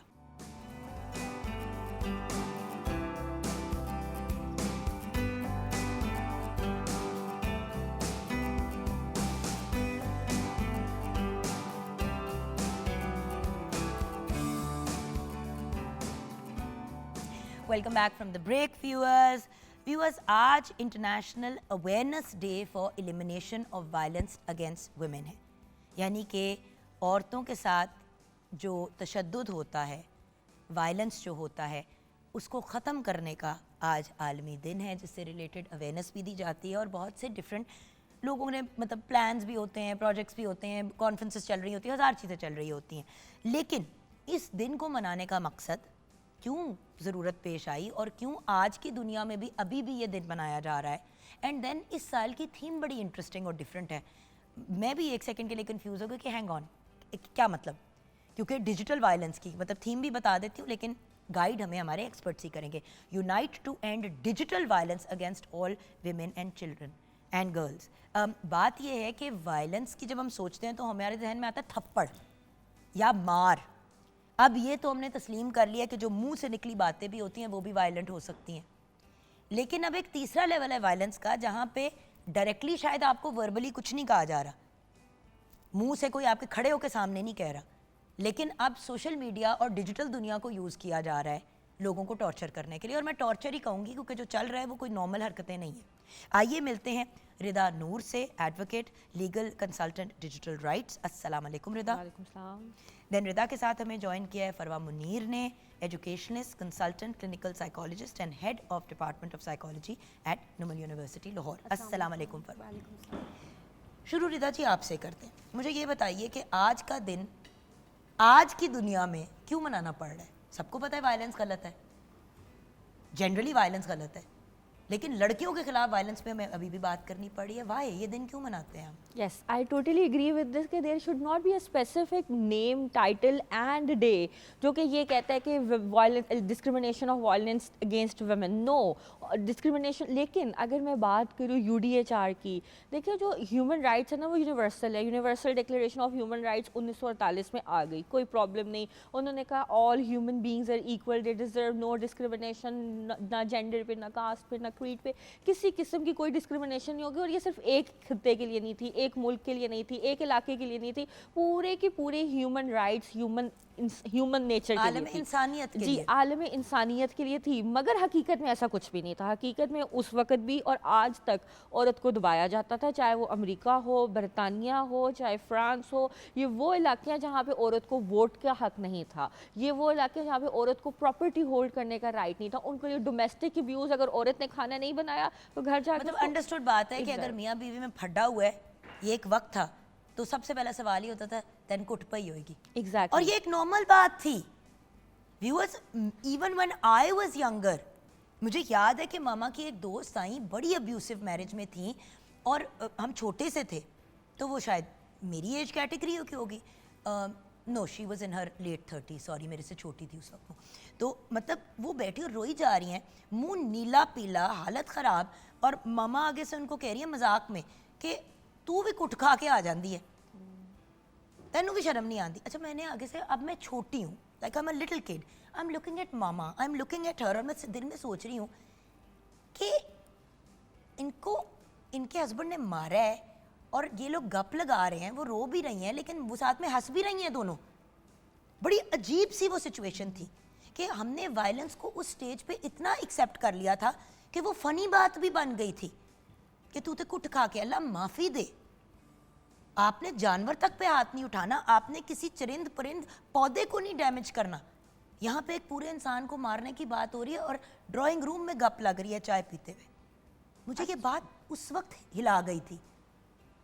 अच्छा, मैं इस बात से थोड़ा सा डिसएग्री करूंगी, आपकी बात ठीक है, लेकिन मैं यहाँ भी एक चीज़ पिन पॉइंट करूंगी, वो ये है कि ये उस वक्त भी नॉर्मल नहीं था। अगर नॉर्मल होता तो वो दोबारा उसी घर में हांडी बना रही होती, वो आपकी वालदा के पास आई, इट मीन्स कि she refuse to accept those norms. लेकिन ये था, पहले ये था कि पहले जब कुट खाती थी ना वो रूस के चली जाती थी, सहेली के घर चली मामा जाती से थी। बात करके कुट की बार वो सारा करके वापस गई, बिल्कुल। और फिर खाना बनाया अपने मियाँ के लिए, उसके लिए डिनर भी तैयार किया, अच्छा, आई डोंट अंडरस्टैंड दिस। हाँ, हमारे मुल्क और हालात को देख रही हूँ मैं और मुझे पता है कि क्या मामलात होते हैं, लेकिन मुझे ये बात कॉम्प्रिहेंड ही नहीं होती कि वो खातून घर जाके उनके लिए खाना बना रही थी जिससे उन्होंने, और बाय द वे उनका मुंह नीला पीला था, तो ये नहीं था कि खैर चपेड़ हो या कुट्टो, बात तो एक ही है। आप क्या कहेंगी मैम? हमारी सोसाइटी में हमें बचपन से सिखाया जाता है कि एक्सेप्टेंस दो, कोई मार रहा है अपने लिए आवाज़ ना उठाओ, और मोस्ट इसमें जो करेक्टर है वो हमारी फैमिली का है। हमारी मदर हमें कहती है कि बेटा लड़की हो तो सब्र करो, तो ये चीज़ हमारी लर्निंग का पार्ट हो गई है हमारी सोसाइटी में। फॉर दैट हमें अवेयरनेस क्रिएट करने की ज़रूरत है बहुत ज़्यादा हमारी बच्चियों में, और अवेयरनेस काफ़ी हद तक हमारा जो मीडिया है या हमारे जो एजुकेशनल इंस्टीट्यूट्स हैं वो फैला रहे हैं, बट स्टिल आई बिलीव कि यहाँ पे थोड़ी सी मज़ीद नीड है कि हमें बच्चियों को बताना चाहिए कि जैसे ऑनलाइन या सोशल मीडिया के थ्रू या साइबर जो वायलेंस है वो भी एग्जिस्ट करता है। हमारे बच्चों में अवेयरनेस तो आ गई है कि किसी से थप्पड़ नहीं खाना, बट हम लोग सोशल मीडिया प्लेटफॉर्म्स पे बुली अभी भी हो रहे हैं। आई डिसएग्री विद यू फरवा जी। आपकी फैमिली में ये अंडरस्टैंडिंग आ चुकी है, रिदा की फैमिली में ये अंडरस्टैंडिंग आ चुकी है, आमना की फैमिली में अंडरस्टैंडिंग आ चुकी है, लेकिन आप भूल रहे हैं कि हम लोग हर किसी को रिप्रेजेंट नहीं करते हैं। एग्जैक्टली। उनका क्या, जो अभी भी अपने बच्चियों को ये कह रहे हैं कि पुत्र डोली यहाँ से उठेगी, उस घर से जनाजा उठेगा, हमारे घर से नहीं। विच मीन्स कि हमने अब तुम्हें ब्याह के वहाँ भेज दिया, अब जिंदगी मौत तुम्हारी वहीं पे है, और अगलों को भी पता है कि जिंदगी मौत इसकी यहीं पे है। मारो, कुट्टो, सारा दिन काम कराओ, जलील करो, कोई फ़र्क नहीं पड़ता। मैं बड़ी हार्श आज व्यूअर्स बातें इसलिए कर रही हूँ क्योंकि इतना अरसा इस स्टेट चैनल पे बैठ के इतने लोगों के साथ इंटरेक्शन हुआ कि दिमाग, आंखें, रूह, हर चीज़ खुल के सामने आ गई कि यार ये क्या है। डिजिटल वायलेंस के ऊपर इस साल क्यों बात हो रही है? क्योंकि इस वक्त वही बात कि अब ट्रेंड्स चेंज हो चुके हैं। डोमेस्टिक वायलेंस एक इशू है, लेकिन उसके ऊपर अवेयरनेस एग्जिस्ट करती है। आजकल की यंग वुमेन, और अल्लाह का शुक्र है लॉज पाकिस्तान में कितने अमेजिंग आ गए हैं। बिल्कुल, they refuse to adhere to domestic violence but they accept the digital violence. Digital violence में अगर मैं आपको एक्सट्रीम और हार्श की है, मैं आपको बताती हूँ, इसमें जो एक्सट्रीम और हार्श कैटेगरी है ना, वो वीडियो लीक्स होना है, ऑडियो लीक्स होना है, न्यूड्स लीक्स होना है, फेक वीडियोस बनना, डीप फेक वीडियोस बनना, और इसका विक्टिम कौन है? हम तो है ही हैं, एंकर्स हैं, पॉलिटिशियंस हैं, मरियम नवाज है, और जो बाकी हमारे स्टेट मिनिस्टर्स हैं वो तक इसके डिजिटल अब्यूज, डिजिटल वायलेंस के विक्टिम्स हैं। ये मैं मैक्सिमम बता रही हूं। मैं आपको क्या बताऊं, यूनिवर्सिटी में ये एक इशू है जो मैं इंशाल्लाह प्रोग्राम पे इस पे बात करूंगी। हमारे मुल्क की बहुत बड़ी स्टार, इंटरनेशनल अवार्ड्स उनको मिले हुए, लोकल अवार्ड्स मिले हुए। जब किसी ने एक ब्रिलियंट एक्टर ढूंढना होता है, मेल फीमेल दोनों की कैटेगरी में, तो इस खातून का नाम आता है। आपको समझ आ गई होगी मैं किसकी बात कर रही हूँ। मेरे ही ज़माने में जब मैं एक्टिंग करी थी उस वक्त की हैं। अब उनके ख़िलाफ़ एक जर्नलिस्ट ने इतनी फजूल बातचीत की और उन पे कुछ इल्ज़ाम और ऐसी बातें लगाई। मुझे जिस चीज़ पे हैरत हुई वो ये हुई कि ये हो भी गया, उन्होंने उस पर एक्शन भी लिया, तो हर बंदे ने आगे से घूम के कहा छाड़ दो ना। एग्जैक्टली हर बंदे ने नहीं, बट बहुत से लोग हमारे जो रेगुलर आवाम के, उन्होंने कहा अगले बोल रहे हैं, बोलने तो इग्नोर करो। मसला शुरू होता है वहाँ पे जहाँ कोई बात कही जाती है और वो इग्नोर होती है। फिर इग्नोर होते होते फिर आपके बारे आपकी गंदी वीडियोस निकलनी शुरू हो जाती हैं। तो इग्नोर नहीं करना। जी बिल्कुल, इस और बात मैं सलाम पेश करती हूँ उनको, इंशाल्लाह उनसे मेरी बात भी हुई है कल। उन्होंने कहा मैं प्रोग्राम पे आऊँगी, एक दफ़ा लीगल मामलात ख़त्म हो जाए, और ये भी करेक्ट तरीका है कि लीगल मसले ख़त्म हो जाए, बिल्कुल फिर आओ और खुल के बात करो। बिल्कुल, इस चीज़ से मैं एग्री करती हूँ। देखिए, डिजिटल वायलेंस तो एक्सट्रीम केसेस है, बाकी स्टॉकिंग करना, मैसेजेस करना, हैरेसमेंट करना, ये सब डिजिटल वायलेंस की काइंड्स है। डिजिटल बुलिंग की, अगर मेरा ख्याल में एक दफ़ा अगर एक लड़की ने आपकी फ्रेंड रिक्वेस्ट एक्सेप्ट नहीं की तो there is no point of sending it again and again. तो जो वायलेंस की डेफिनेशन है वो बहुत वाइड है, उसमें साइकोलॉजिकल से लेकर फिजिकल से लेकर, अगर कोई आप ऐसा एक्शन कर रहे हो हकीकत में, चाहे वो वायलेंस में आ रहा है या नहीं, लेकिन अगर एक प्रिटेंशन आ रही है कि ये बुलिंग में है, तो this is the cyber bullying which should be ended and इसकी लीगली पनिशेबल है। इसकी सजा 5 साल तक अब है। मैं यही आपसे पूछना चाह रही थी, क्योंकि मैम आई नो आपने अभी जैसे ही ब्रेक आएगी निकलना है, तो परवा जी हम इनकी बात सुन के फिर हम अपने नफ्सियात की तरफ आएंगे। पहले मुझे, क्योंकि देखिए नफ्सियाती इलाज भी जब आप इस किस्म की चीज़ में पढ़ते हैं वो भी सेकेंडरी होता है, उस वक्त एक्शन ज़रूरी है। बिल्कुल। तो ये बताएं कि अगर मैं जुगन को ले लेते, आपकी जुगन, आप ही जुगन aunty, whatever you want to call me, वो सब्जेक्ट हो रही है किसी ऐसी चीज़ को, रूट क्या है, मैं करूं क्या? आधे से ज़्यादा लोगों को तो पता ही नहीं है कि करना क्या है, किसको फ़ोन करें, किससे बात करें। वकील को फ़ोन करो तो बुरा ना मनाना पुत्र, फ़ौरन 8, 10, 15 लाख का बिल आ जाता है। तो सबसे पहला कदम क्या है? जी देखिए, इसमें दो चीज़ें, एक कि आपको अंदेशा है कि आपकी वीडियोस लीक हो जाएंगी, चाहे वो हकीकत है या डीप फेक है, that is not an issue. तो उस सिचुएशन में आप एफआईए के पास तो बिल्कुल भी नहीं जा सकते, क्योंकि एफआईए एक लॉन्ग टेकिंग प्रोसीजरल स्टेप है। तो सबसे पहले जो आपने करना है, अदालत से रुजू करना है कि मुझे अंदेशा है, मुझे खदशा है, क्योंकि देखिए जो लॉ है ना, वो तब एक्शन लेता है जब एक रॉन्ग हो जाता है। लेकिन आप नहीं, लेकिन इसका मतलब ये नहीं है कि आप एफआईए को इंटिमेट ना करें। आप फौरन एफआईए को इंटिमेट करें और फौरन कोर्ट को इंटिमेट करें। कोर्ट ज्यादा इमीडिएट एक्शन लेगा। एफआईए ऑफ कोर्स अपनी ड्यू डिलिजेंस करेगा। ये नहीं है कि एफआईए करना नहीं चाहता, एफआईए करता है, लेकिन उन्होंने अपनी पूरी रिसर्च करनी होती है। ये ना हो कि उस रिसर्च के दौरान ही आपकी वीडियो लीक हो जाए। बिल्कुल, ये मैंने कहा जब बहुत प्रॉम्प्ट एक्शन है, आपको पता है आधे घंटे में आपकी वीडियो लीक हो जाएगी, अल्लाह ना करे किसी ने आपको धमकी दी, हुन तू देख मैं इतना लीक करदा। तो इस सिचुएशन में आप अदालत से फौरन रुजू करें, ताकि अदालत एफआईए को कहे कि सब छोड़ के फिल फोर इस बंदे के पास जो इंक्रिमिनेटिंग मटेरियल है वो डिलीट करके रिकवर करवा के फिर एक्शन लिया जाए। अगर ये तो वो जब हमें खदशा है, एक ये सिचुएशन है कि कोई वीडियो लीक हो गई है, साइबर क्राइम्स हैं, फिर ये एफआईए के डोमेन में चीज़ें आती हैं और एफआईए इन्वेस्टिगेट करते हैं और सारी चीज़ें करके, इसमें देखिए एक लॉन्ग टेकिंग प्रोसेस है, इस चीज़ को मैं डिनाई नहीं करूंगी साइबर क्राइम्स की अगर बात करें, पर ये लेकिन आप एटलीस्ट फेसबुक से, इंस्टाग्राम से राब्ते करके उनको इंटिमेट कर सकते हैं कि जी मैं अब्यूज़ हो रही हूँ इस सिचुएशन में, और एटलीस्ट जिधर जिधर आप चीज़ें शट डाउन करवा सकते हैं वो अपने एंड पे करवाएं। अव्वल तो आप अगर एक अच्छे एडवोकेट से राब्ता करेंगे तो वो आपको PTA से बिल्कुल वो भी। अच्छा, जो बंदा अफोर्ड नहीं करता वो क्या करे? वो फिर अगर कोई अफोर्डिंग नहीं है तो कोई क्या ऐसी जगह है जहाँ पे आप राब्ता कर सकते हैं? देखिए इस चीज़, क्योंकि हम लोग बात करें अगर हल की बात करें ना, तो फिर हल यही है कि फिर आपको मीडिया की पावर यूज़ करनी चाहिए, सोशल मीडिया की पावर यूज़ करनी चाहिए और खुल के सामने आना चाहिए और बताना चाहिए कि मैं इदारों से, हायर अथॉरिटी से अपील करती हूँ कि मेरा मसला हल हो। तो मेरा ख्याल में ये बेहतर हल है, क्योंकि अदालत तो लॉ को देखता है। लेकिन मेरी जान, हर बंदा पेट नंगा नहीं करना चाहता। अगर एक चीज़ निकलने का खदशा है, या चलो वो निकल गई, अभी 6 लोगों ने देखी है, एक बंदी आ जाती है सोशल मीडिया पे और वो उस चीज़ का ववेला मचाती है कि मेरे साथ ये ज्यादती हुई है, हुई 100% हुई। अब जिसको नहीं भी पता था उसको पता चल गया। यही तो प्रॉब्लम है ना, ये सोशल मीडिया से जब ये अजाब शुरू होता है तो फिर वो एक पब्लिक अजाब बन जाता है।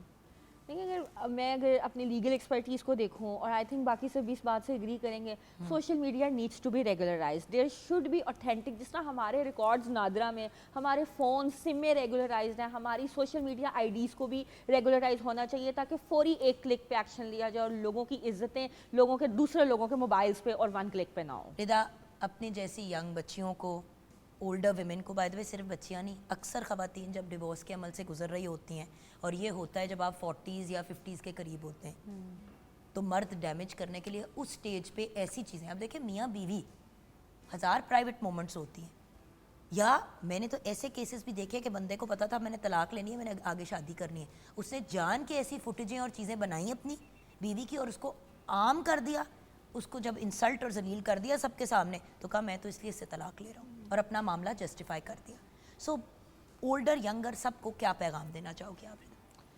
मैं ये कहूँगी अपनी प्राइवेसी और डिग्निटी को सेफगार्ड करना हमारा काम है। मैंने ऐसे केसेस देखे हैं जहाँ पे मिड एज वमेन भी डोमेस्टिक वायलेंस का, डोमेस्टिक अब्यूज़ का, डिजिटल वायलेंस का, डिजिटल अब्यूज़ का सिर्फ पर्सनल लाइफ में नहीं बल्कि प्रोफेशनल वर्क प्लेसेस पे भी शिकार हुई हैं। तो उसके बाद मैं यही कहूँगी कि none women is safe unless he safeguards her on dignity and privacy. या हम देखें, मैं यही बात कर रही हूँ, लॉ तब एक्शन में आता है जब क्राइम कमिट हो जाता है। क्राइम कमिट करने से पहले हमने खुद एहतियात करनी है और इसके अलावा कोई हल नहीं है। Thank you so much बेटे, bless you. I know you have to run. I wish you didn't, but I understand. Just 1 second, हम ब्रेक की तरफ जाएंगे। ब्रेक के बाद जब वापस आएंगे तो फरवा मुनीर हमारे साथ है, अब नफ्सियाती तौर पे गाइड करेंगे। इनकी बात इसलिए इतनी इम्पॉर्टेंट है क्योंकि व्यूअर्स, मामला होने के बाद और मामले के दौरान आपको इमोशनल सपोर्ट की ज़रूरत होती है। उस वक्त सारे घर वाले कह रहे होते हैं एक्शन लेना है, एक्शन लेना है। अगला बंदा कितना मेंटली डिस्टर्ब हो रहा है, कितना उसको PTSD है, हमें नहीं पता, और फिर ऐसे केसेस अल्लाह माफ़ी के दे सुसाइड की तरफ भी जाते हैं। तो मेंटल हेल्थ इस मामले में कितनी इंपॉर्टेंट है, ब्रेक के बाद डिस्कस करेंगे।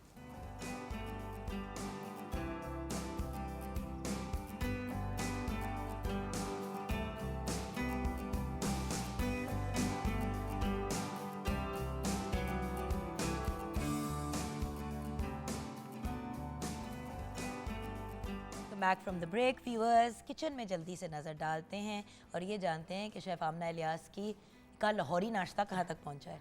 जी, हमारा जो नाश्ता है वो बिल्कुल रेडी हो गया है। कितनी ढीठ हो, हमने पूरा आपके 15 मिनट सेगमेंट के नॉट वेस्ट किए, बट हम अपने कहवे हमने उधर आके बनाया, आपने फिर भी नाश्ता तैयार कर बिल्कुल नाश्ता रेडी हो गया है। मखनी चने बनाए हैं हमने, हलवा आपके सामने बनाया और पूरी। और अगर आपने अचारी आलू भी साथ बनाने हो तो वो इजी तरीका है। आलू की भुजिया में थोड़ा सा आपने अचार का मसाला डाल दिया या थोड़ा सा एक्चुअल अचार डाल दिया तो वो अचारी बन जाते हैं, राइट? बिल्कुल ऐसे। So thank you so much.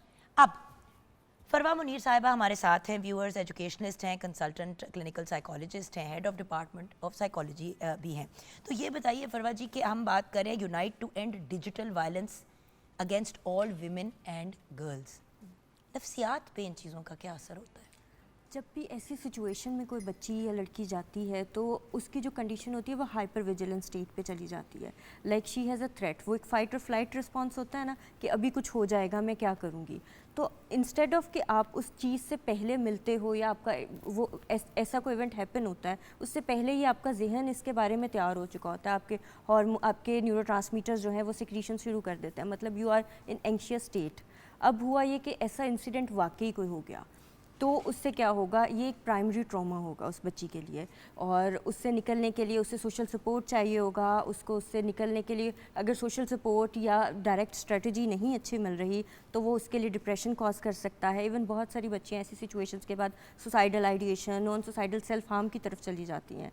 तो इसका इम्पेक्ट मेंटल हेल्थ पे बहुत ज़्यादा है, जिसके ऊपर हमें शदीद काम करने की ज़रूरत है। हमारे जो हम लोग ज़्यादातर ट्रीटमेंट ओरिएंटेड साइकोलॉजी को समझा जाता है कि ऐसी बच्चियों के ट्रीटमेंट पे काम करें, जबकि हमें इनके प्रिवेंशन पे काम करना है। हमें अपने एजुकेशनल इंस्टीट्यूट्स में ये बताना है कि अगर किसी बच्ची को ऐसी कोई सिचुएशन आ जाएगी तो उसने स्टेप्स क्या लेने हैं, उसको एक हायरार्की बताएं कि जब ऐसी सिचुएशन आएगी सबसे पहले तो आपने पैनिक कंडीशन में कोई भी डिसीजन नहीं लेना। एज ए टोल्ड कि फाइट एंड फ्लाइट का रिस्पॉन्स है। जैसे तो कि अभी panic- उन्होंने बात हाँ, की ब्रेक से पहले कि जी आपने फिर आप सोशल मीडिया की सपोर्ट लें। सोशल मीडिया की भी अगर सपोर्ट लेनी है तो सही तरीके से सोच लेनी समझ के, है। अगर एक बंदे ने आपको अब्यूज़ किया सोशल मीडिया पे, अगर आप भी रिटर्न में अब्यूज़ कर रही हैं तो वो भी एक प्रॉब्लम हो जाती है।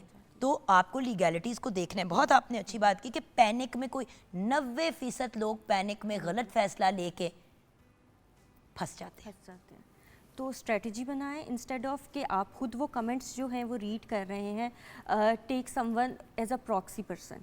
आप किसी को कहें कि आपकी जगह वो कमेंट्स पढ़े और रिस्पॉन्ड करे, इंस्टेड ऑफ कि आप खुद उसमें चले जाए। अपने आप को थोड़ा सा सेंसर करें, साइड पे टाइम निकालें, डीप ब्रीदिंग करें, साइकोलॉजिकल हेल्प लें किसी थेरेपिस्ट की। देन जब आपको लग रहा है कि नाउ आई एम माइंडफुल, अब मैं डिसीजन मेकिंग की कैपेसिटी में हूँ, तब जाके आप FIA को इन्वॉल्व कर सकते हैं या जो भी आपको लीगल हेल्प चाहिए आप इसका उसके ये लिए मतलब जाएं। नहीं है कि अब आप 6 महीने तक वेट ही करते रहे क्योंकि वो टाइम निकल जाएगा। लेकिन जैसे अभी अभी एक चीज़ हुई है उसी वक्त आपको रिस्पॉन्ड करना इसलिए ज़रूरी नहीं है क्योंकि व्यूअर्स, जिस बंदे ने आप पे ये अटैक किया या आपको किया उसने भी सोच समझ के किया। तो बेलगाम घोड़े की तरह या मिसगाइडेड मिसाइल की तरह नहीं निकलना, पता चले वो मिसाइल जाके वापस आपके ऊपर ही जाके लग जाए। एक बात, उसके साथ जैसे कि आपने कहा कि आपने किसी माहिर नफ्सियात या किसी ऐसे बंदे के साथ आराम से बैठे जहाँ पे आप रिलैक्स होके कुछ डिसीजंस ले सकें। वो जो इमीडिएट होता है वही सबसे ज़्यादा मसला वही खराब करता है। प्रॉब्लमेटिक होता है। बिल्कुल। What else? थेरेपी, आप सेल्फ अपनी थेरेपी कर सकते हैं। जैसे डीप ब्रीदिंग जो है हम सबको बताते हैं, उसमें गहरे सांस लेना होता है, उससे आपका माइंड थोड़ी देर के रिलैक्स हो जाता है, आपकी प्रॉब्लम सॉल्विंग जो स्किल्स हैं वो बेहतर हो जाते हैं। इसके अलावा व्हेन यू फील लाइक कि अभी 6 महीने 4 महीने गुजर चुके हैं, you are out of that situation, लेकिन ट्रॉमा का इम्पैक्ट अभी भी है, आप PTSD की कंडीशन में हैं, post traumatic stress then you need proper therapy. It can be CBT, आप डायलेक्टिकल बिहेवियर थेरेपी यूज़ कर सकते हैं। EMDR is very effective. तो इसके लिए आपको एक माहिर नफ्सियात से कांटेक्ट करने की ज़रूरत है। और दूसरी एक ये हमारे यहाँ एम्बिग्विटी पाई जाती है कि आप माहिर नफ्सियात के पास जाएं and you believe that it would take a session only, एक सेशन में आप सही होके आ जाओगे। आपको उसके साथ कंसिस्टेंट रहना पड़ेगा जब तक आप इस ट्रॉमा से बिल्कुल बाहर नहीं आ जाते। क्योंकि देखिए ट्रॉमा वेरियस किस्म के होते हैं। जैसे कि बहुत से लोग डिवोर्स से गुजरते हैं लेकिन जो ट्रॉमे से वो गुजर रहे होते हैं उसको एड्रेस नहीं करते। बिल्कुल। फिर बड़ी दफ़ा हम देखते हैं कि तलाक हो गई, 2 साल गुजर गए, एकदम से खातून का या बंदे का ब्रेकडाउन हो रहा है। इसलिए होता है क्योंकि टाइमली नहीं किया, वो आपने दिमाग में कहीं पीछे घुसेड़ दिया, वो जब मंजरे आम पे आई फिर से आपका ट्रॉमा, तो फिर वो बड़ा मसला बन गया। डिनाइल ये एक डिफेंस मैकेनिज्म के तौर पे बहुत लोग इसको इस्तेमाल करते हैं कि करंटली उसको सप्रेस कर दिया ट्रॉमा को, कि इसके बाद में सोचूंगी। खुद को डिफरेंट हमें बताया जाता है कि तुम अगर ट्रॉमा में हो तो जिम ज्वाइन कर लो, ये कर लो ताकि तुम्हारा जहन उससे हट जाए। ऐसा बिल्कुल नहीं करना चाहिए। ऐसी सोचों को एक टाइम देना चाहिए कि वो आप उनको प्रोसेस कर सको, उनसे बाहर आके अपने लिए खुद स्ट्रेटजी बनाओ। साइकोलॉजिकल हेल्प भी तभी फ्रूटफुल होती है जब आप खुद साथ जाके अपने माहिर नफ्सियात के ताउन करते हैं। तो आप यंग जनरेशन को जेंडर इक्वालिटी और वायलेंस के पॉइंट ऑफ व्यू से क्या मशवरा देना चाहेंगे? सबसे पहले तो मैं ये मशवरा दूंगी कि आप अपने बारे में खुद सोच सकते हैं। आप लोगों को आपके एजुकेशनल इंस्टीट्यूट, जैसे इफ़ आई टॉक अबाउट नमल, तो हम बच्चों की ग्रूमिंग पे स्पेशली लड़कियों के बहुत ज़्यादा सेशंस कंडक्ट करते हैं। ये चीज़ें आईटी ऐसे हमें सॉफ्टवेयर्स के बारे में बताया जाता है बिल्कुल। कि जिनसे हम अपना कंटेंट रिमूव कर सकते हैं खुद से भी। तो आप किसी आईटी प्रोफेशनल की भी हेल्प ले सकते हैं। आप पहले चीज़ों को समझें कि ये मसला है किस नोयत का, उसका बैकग्राउंड क्या है। जब तक आपको बैकग्राउंड नहीं पता होगा आप तब तक कोई डिसीजन मत लें। और इसके अलावा अपनी पर्सनल ग्रूमिंग पे काम करते रहें। पर्सनल बाउंड्रीज ज़रूर सेट करें। किसी को इतनी इजाज़त ना दें कि वो आपकी पर्सनल स्पेस, आपके मोबाइल फ़ोन को डायरेक्टली यूज़ करे और आपकी इंटीमेट फ़ोटोज़ या कोई ऐसा कंटेंट जो है वो उसमें से शेयर कर सके बगैर इजाज़त के। और सबसे बड़ी बात यह है कि व्यूअर्स देखें, कोशिश करें कि कोई ऐसा कंटेंट अपने फ़ोन पे रखे ही ना। ये मैं ज़रूर कहूँगी। देखिए व्यूअर्स, बाहर के मुल्कों की बात और है, लोग इस तरह की चीज़ें करते हैं, अगर वो निकल भी आती हैं तो थोड़ी सी एम्बैरसिंग सिचुएशन ज़रूर होती है, बंदा ह्यूमिलिएटेड फील करता है, लेकिन एक सोशल अजाब नहीं आप पे बरपा होता। We are in Islamic state and in Pakistan हमें इन चीज़ों का थोड़ा सा व्यूअर्स प्लीज़ एहतियात करना चाहिए। मुझे पता है कभी कभी इंसान डॉक्टर से बात कर रहा होता है और डॉक्टर आपको कह देती है कि जी मुझे ये वाली उस जगह की तस्वीर खींच के भेज दें ताकि मैं आपको बेहतर गाइड कर सकूं कि क्या करना है। अब तो बहुत सी चीज़ें ऑनलाइन हो गई है, लेकिन उसके फ़ौरन बाद उन चीज़ों को डिलीट कर दिया करें। मेडिकल से लेके पर्सनल से लेके जो भी है, चले आपने शौक़ के लिए, याद रखें जो चीज़ वर्ल्ड वाइड वेब पर निकल गई ना, वो निकल गई, वो कहीं ना कहीं से फिर आपके मुँह पर बार बार आएगी। कोशिश करें कि मिनिमल करें। और अगर कोई लड़का या कोई भी मर्द आपकी लाइफ में, चाहे आपके हस्बैंड क्यों ना हो, आपसे कोई ऐसी वैसी चीज़ मांगे या डिमांड करें जो ऑन एयर या वीडियो रिकॉर्डिंग टाइप चीज़ हो, आप फ़ौरन से पहले रिफ्यूज़ करें और उसके हिसाब से फिर उस चीज़ के साथ डील करें। बिकॉज व्यूअर्स, कोई भी इंसान जो आपका वेल विशर है, वो कभी आपसे कोई वाहियात चीज़ ना बनाने के लिए कहेगा, ना ही वो अपने पास सेव करेगा ऐसी चीज़ बना के। बस इन चीज़ों का ख्याल करना है। अल्लाह ताला हम सबको अपने हिफ्ज़ व अमान में रखे। और ये जो वायलेंस अगेंस्ट वुमेन की हम बार बार हर साल बात करते हैं, काश एक ऐसा वक्त आए जब हमें इस पर बात करने की ज़रूरत ही ना पड़े। Thank you so much ma'am, bless you and thank you so much chef Amna. इंशाल्लाह ज़िंदगी रही तो आपसे फिर मुलाकात होगी। व्यूअर्स, दुआओं में याद रखिएगा। और कल का दिन हमारे लिए एट पाकिस्तान टेलीविज़न नेटवर्क बहुत ही एक्साइटिंग डे है। कल हमारी 61st बर्थडे है, एनिवर्सरी है।